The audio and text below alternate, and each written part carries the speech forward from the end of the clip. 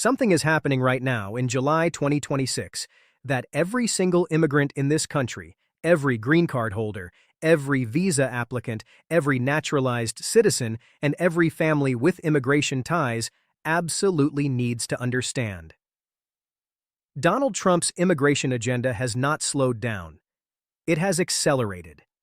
And the changes that are being rolled out, enforced, and pushed through in 2026 are hitting real families in ways that are more serious, more immediate, and more personal than anything we saw in 2025. In this video, I am going to walk you through Trump's top 10 immigration changes that are directly affecting people right now in July 2026, what they mean for you, what your rights are, and what steps you need to be taking today to protect yourself and your family. If you are new to this channel, please hit that subscribe button and turn on the notification bell right now, because every single week we bring you accurate, up-to-date immigration information that you simply cannot afford to miss. Let's get straight into it, starting with number 1. The first and most sweeping change, the one that has dominated headlines and shaken immigrant communities from coast to coast, is the continuation and dramatic expansion of the mass deportation campaign. When Trump first announced this agenda, many people believed it would be difficult to carry out at the scale he was describing. And in the early months, there were real logistical challenges, court challenges, resource limitations, and questions about how the administration would actually execute a deportation operation of this size. But by July 2026, the administration has found its footing, and the campaign is moving faster than many immigration attorneys predicted. The primary targets remain individuals with criminal records, but the definition of what qualifies as a deportable offense has been interpreted very broadly by enforcement agencies. People with old misdemeanors, people with minor infractions from years ago, and people who overstayed visas without any criminal history at all are finding themselves in removal proceedings. The second wave of focus has been on individuals who entered the United States during the Biden administration and were released into the country while awaiting their immigration hearings. These individuals received notices to appear before immigration judges, and many of them have been compliant, showing up to their hearings, checking in with authorities. But that compliance has not protected them from enforcement actions. Third, the administration has aggressively pursued the over 1 million individuals in the United States who already have final removal orders but have not yet left the country. If you fall into any of these categories, or if you know someone who does, it is absolutely critical to speak with an immigration attorney as soon as possible, because the window to take protective action is narrowing every single week. Number 2 brings us to the expansion of detention infrastructure. From the very beginning, the administration signaled that in order to carry out deportations at this scale, they would need significantly more detention capacity. And in 2026, we are seeing exactly that.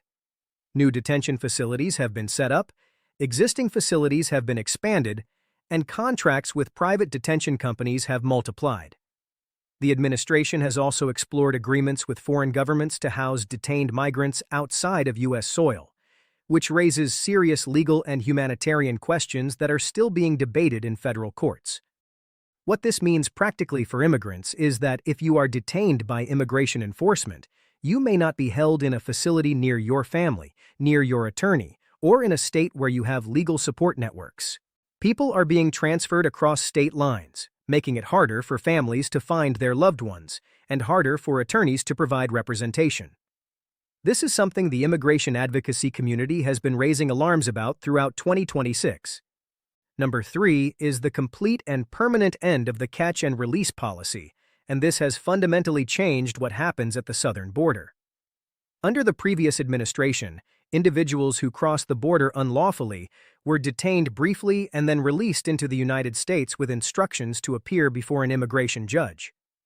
Many people used this pathway to eventually make asylum claims and build lives here, while their cases moved through the backlogged immigration court system. That pathway is now completely closed. Under the current enforcement posture, anyone apprehended at the border attempting to cross without authorization is subject to immediate removal. There is no release, there is no notice to appear. There is no opportunity to wait inside the United States while your case is processed. If you are caught crossing, you are sent back. Period. This has had a dramatic chilling effect on border crossings. But it has also cut off what was, for many people, a genuine lifeline, particularly for individuals fleeing violence and persecution who are legally entitled under international law to seek asylum. Number 4 is the reinstatement and aggressive enforcement of the Remain in Mexico policy, which is formally known as the Migrant Protection Protocols. This policy requires that individuals who are seeking asylum at the U.S. border and who traveled through a third country like Mexico to get there must be returned to Mexico to wait while their asylum case is processed in U.S. immigration courts. The practical reality of this policy is extraordinarily difficult for asylum seekers. Waiting in Mexican border cities while your case moves through the system can take months or even years, and many of those cities are extremely dangerous, particularly for individuals who have already fled violence in their home countries. The administration views this policy as essential to maintaining what they call the integrity of the asylum system. Immigration advocates view it as a policy that effectively prevents people from exercising a legal right. Regardless of where you stand politically, if you or someone you know is planning to seek asylum at the U.S. border, you need to understand that the landscape has completely changed, and professional legal guidance is absolutely essential before taking any action. Number 5 is one of the most controversial and constitutionally significant changes on this entire list: the attempt to end birthright citizenship through executive action. The Trump administration has argued that the 14th Amendment to the Constitution, which grants citizenship to all persons born on U.S. soil, has been misinterpreted for over a century, and that children born to undocumented immigrants or to individuals on temporary visas should not automatically receive U.S. citizenship. An executive order directing federal agencies to stop issuing citizenship documentation to children born in these circumstances was issued, and it was immediately challenged in federal court. As of July 2026, this legal battle is still unfolding.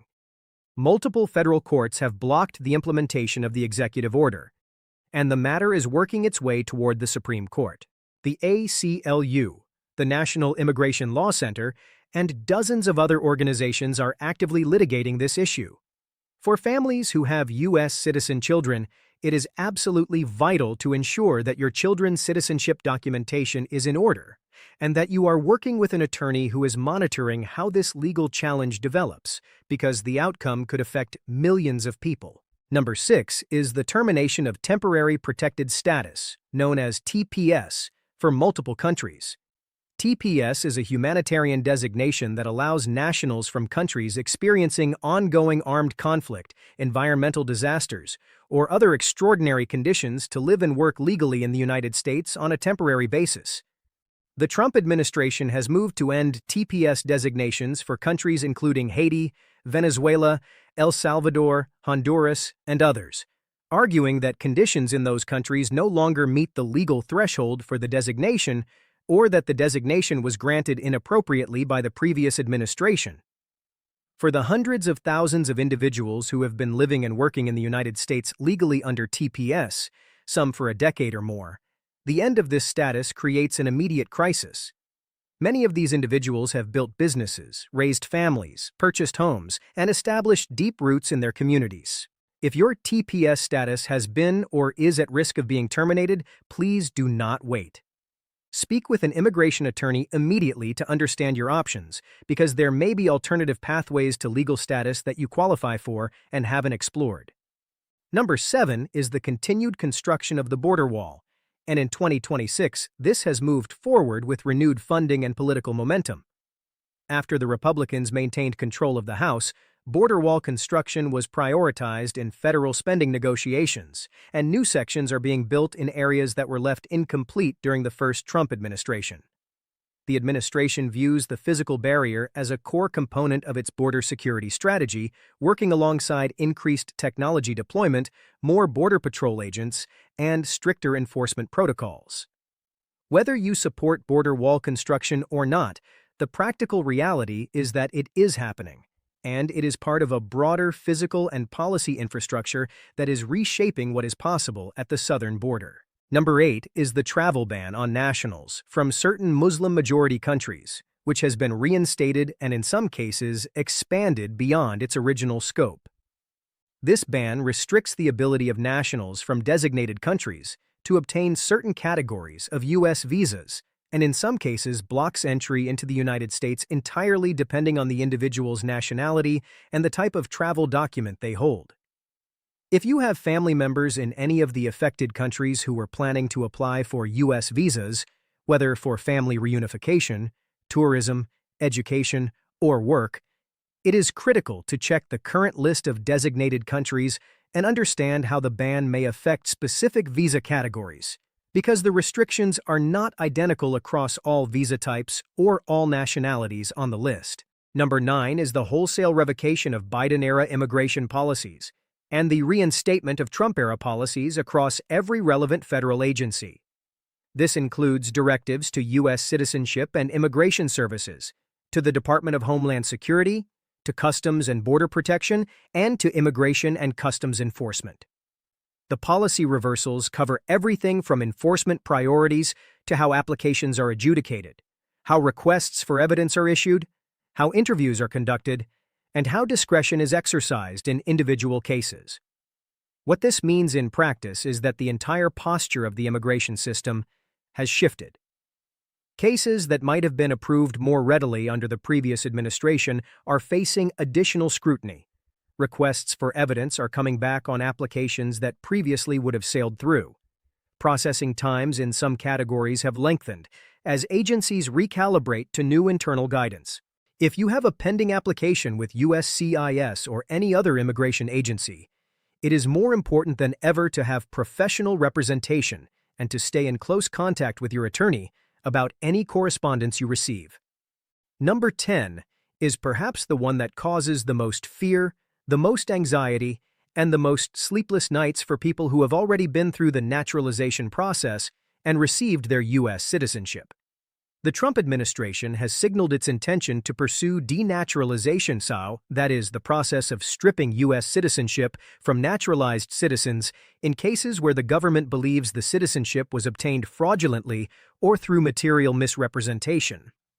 A dedicated unit within the Department of Justice has been reviewing naturalization cases, and some individuals have already received notices initiating denaturalization proceedings. The categories of individuals who are reportedly being reviewed include those who have criminal history that was not disclosed on naturalization applications, those whose original immigration status is under scrutiny, and in some cases individuals whose associations or activities have drawn the attention of federal law enforcement.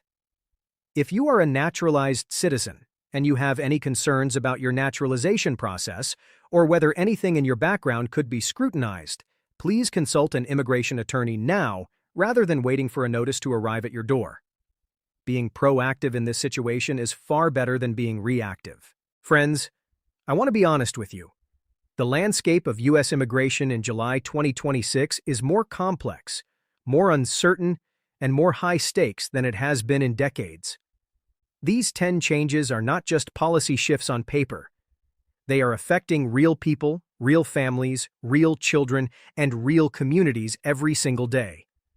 The most important thing you can do right now is stay informed, stay connected to credible sources of immigration information, and make sure that you have qualified legal representation if your status or your family's status is in any way uncertain or at risk.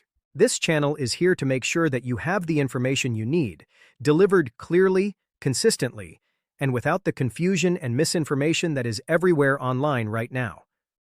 I am going to be breaking down each of these 10 issues in dedicated videos over the coming weeks, going deep into what each change means, who is affected, what the legal challenges look like, and what your options are. So please make sure you are subscribed to this channel with the notification bell turned on so you do not miss a single update. If you found this video helpful, please share it with someone in your family or your community who needs to hear this information. Leave a comment below and let me know which of these 10 issues you want me to cover first in its own dedicated video. Your comments shape what we cover here, and I read every single one. Thank you so much for watching, and I will see you in the very next video.